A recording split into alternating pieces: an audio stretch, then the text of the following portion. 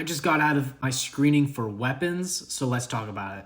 First of all, I just want to say, David Dobrik was in my screening. Isn't that crazy? Besides the point, Weapons is amazing and you all should go see it. This is a very different take on a narrative story. You're getting different parts of each of the characters' storyline that progressively comes all together back in the end. And I really, really like that. The one thing that I find very difficult with directors that do that a lot of the time is that they'll take one character that's like in the middle of the movie and, you know, let's say they had an interaction with someone in the beginning of the movie from a different point of view.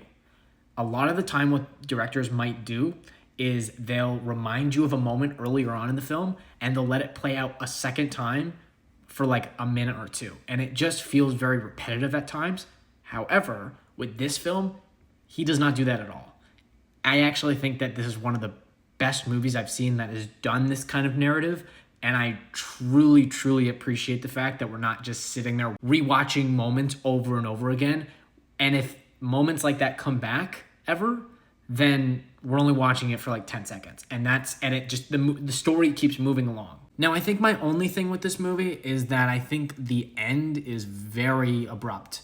I know that there's been talks in the trades about bringing back one of the characters, I won't say who obviously for spoiler reasons, to do some sort of, maybe I think it was like prequel or something like that. I mean, that could help kind of give me some clarity.